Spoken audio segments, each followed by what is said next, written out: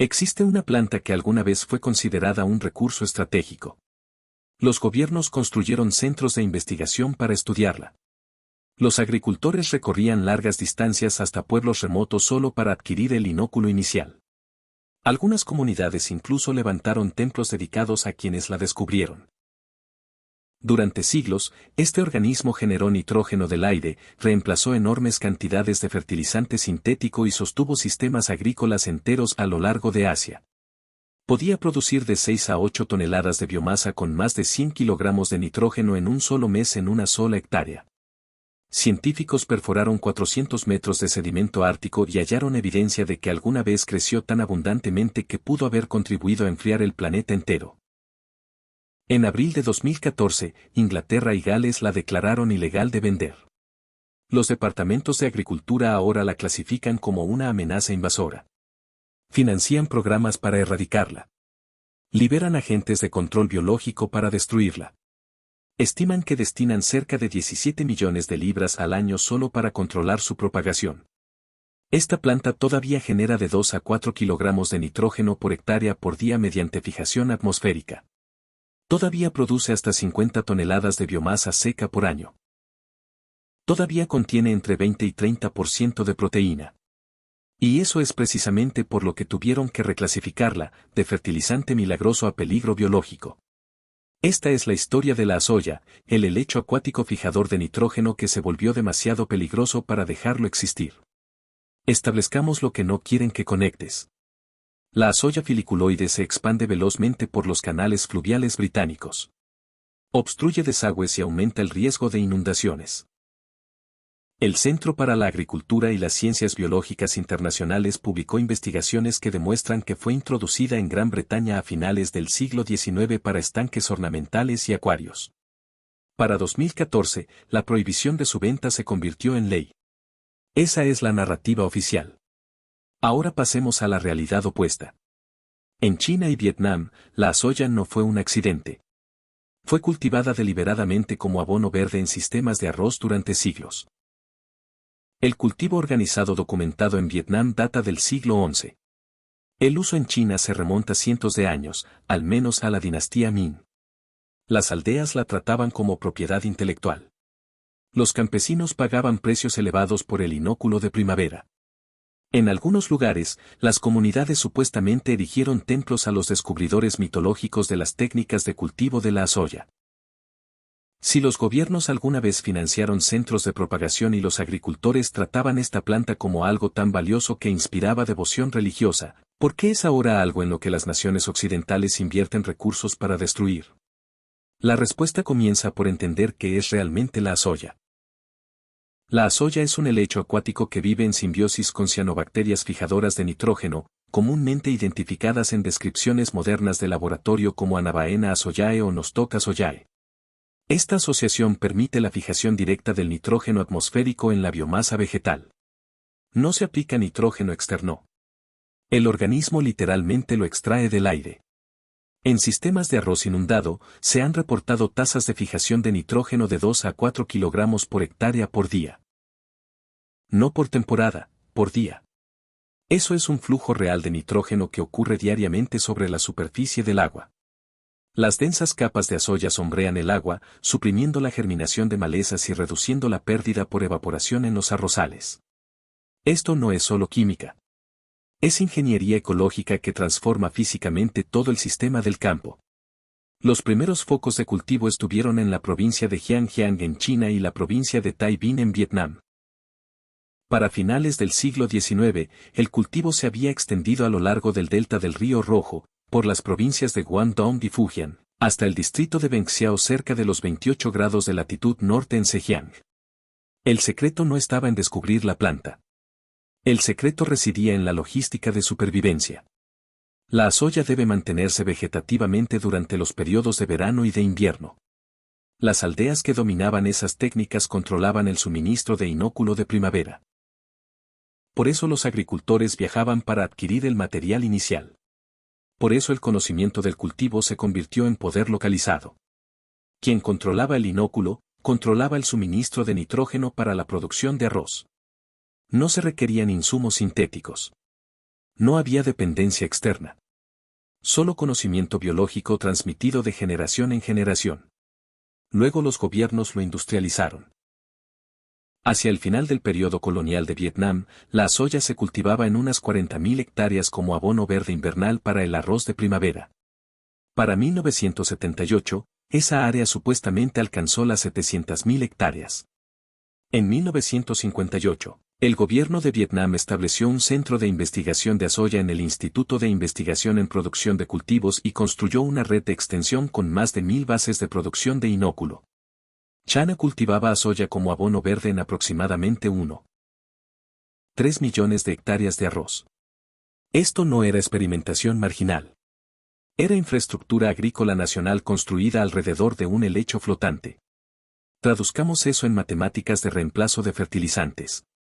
Observaciones de campo en Vietnam documentaron hasta 6 a 8 toneladas de materia seca con más de 100 kilogramos de nitrógeno producidas en un mes en una hectárea. Esa biomasa podía ser suministrada a cerdos con el estiércol devuelto a los campos o incorporada directamente. Las revisiones rastrean el uso de asoya como biofertilizante en China al menos desde la dinastía Tang, 618-907 DC, y se generalizó durante la era Ming. Entonces, cuando las fuentes afirman 1500 años de uso, eso corresponde directamente con la historia dinástica china documentada y la práctica vietnamita del siglo XI. Si una sola hectárea mes puede superar los 100 kilogramos de nitrógeno en biomasa, ¿qué implica eso en comparación con las aplicaciones típicas de nitrógeno sintético? ¿Y quién se beneficia cuando esa opción desaparece de la práctica agrícola convencional? Pero aquí viene el giro que nadie anticipó. En 2006, la revista Nature publicó los hallazgos de la expedición 302 del Programa Integrado de Perforación Oceánica. Perforaron la dorsal del Lomonosov en el Océano Ártico Central y recuperaron más de 400 metros de sedimento continuo. Dentro de ese núcleo encontraron algo extraordinario. Grandes cantidades de asoya de vida libre habían crecido en el Océano Ártico al inicio del Eoceno Medio, hace aproximadamente 50 millones de años. Este crecimiento coincidió con un intervalo de 800.000 años de condiciones superficiales episódicas de agua dulce. Un análisis de geobiología ubica la fase de asoya alrededor de hace 48,5 millones de años y señala que su cronología coincide con las primeras señales de la transición de la Tierra de un clima de invernadero a un clima de cámara frigorífica. La implicación es asombrosa. El masivo enterramiento de carbono de asoya pudo haber contribuido al enfriamiento planetario a largo plazo. Esto no es especulación sobre beneficios agrícolas. Es evidencia geológica de que el crecimiento de asoya a escala puede influir en el propio clima. Y la planta ofrece más que nitrógeno. El contenido de proteína cruda comúnmente oscila entre el 19 y el 30% en base a materia seca, más alto que muchos forrajes verdes, con perfiles favorables de aminoácidos, incluida la lisina. El resurgimiento de su promoción se dio en modelos integrados como arroz pesa soya, arroz pato a soya y cerdo pesa soya. Mencionado notablemente como una vía de recuperación a finales de los años 90, la Universidad de Utrecht reporta un potencial de rendimiento de alrededor de 50 toneladas de biomasa en peso seco por hectárea por año bajo cosecha continua, con una biomasa que contiene aproximadamente un 20% de proteína por peso. No es solo fertilizante. Es alimento proteico de alto valor para el ganado que crece en superficies de agua usando únicamente luz solar y aire. Entonces, ¿por qué colapsó? La soya fue promovida intensamente en China y Vietnam a principios de los años 60. El interés internacional se disparó durante la crisis del petróleo de los años 70, cuando los costos de los fertilizantes se elevaron drásticamente. Luego el entusiasmo fue decayendo durante los años 80. Las barreras operativas están enumeradas con claridad en las revisiones agrícolas. Disponibilidad de agua, dificultad de mantenimiento, altos requerimientos de mano de obra, brechas en el conocimiento de manejo específico por especie. Pero aquí está el competidor clave. En 1913, BASF inauguró la primera planta industrial de síntesis de amoníaco en Oak Park. El proceso Averbo se volvió industrial. La agricultura dependió cada vez más del nitrógeno sintético. Análisis importantes estiman que el nitrógeno sintético ahora sostiene aproximadamente la mitad de la producción mundial de alimentos y de la población. La agricultura quedó atrapada en insumos vinculados a los combustibles fósiles. La soya requería conocimiento, atención y manejo biológico. El nitrógeno sintético requería dinero y equipos de aplicación química. Un sistema construye dependencia, el otro construye autonomía. Adivina cuál eligió la agricultura industrial. Y ahora financian su erradicación. En el Reino Unido, los ahorros en el manejo de la soya mediante el control biológico usando el gorgojo Stenopelmusrufinaceus se estiman en hasta 6.88 millones de libras anuales, con relaciones beneficio-costo que alcanzan de 43.7 a 88.4, 1 en liberaciones por aumento. Solo un grupo de herbicidas está autorizado para aguas del Reino Unido, usando glifosato como ingrediente activo. En Estados Unidos, las guías de manejo enumeran opciones químicas que incluyen carfentrazone, nombre comercial Stingray, y Diquat. La misma planta que alguna vez justificó centros de investigación gubernamentales y redes de extensión, ahora justifica mercados de herbicidas e industrias de control biológico. Pero el conocimiento sobrevive a la supresión. Una síntesis de 2025 sobre el cocultivo arroz-soya reporta reducciones en las emisiones de metano de entre 2.9 y 13,2% en diferentes regímenes de riego. La soya ya no es solo un sustituto de fertilizante. Es una herramienta de mitigación climática. En lugares como Inglaterra y Gales, es ilegal provocar que ciertas especies invasoras crezcan en la naturaleza.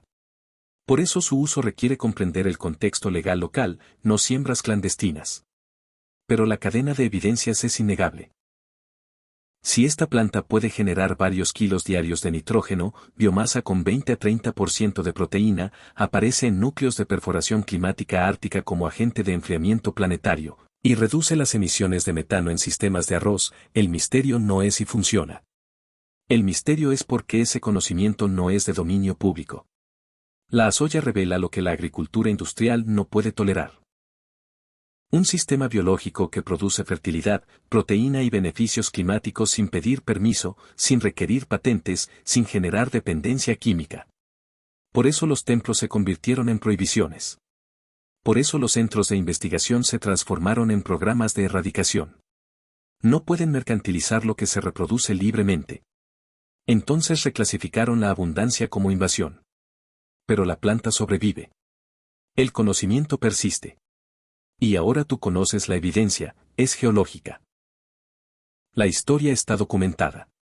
La soya sigue aquí, sigue fijando nitrógeno, sigue ofreciendo lo que ofreció hace 1000 años a cualquiera dispuesto a recordarlo.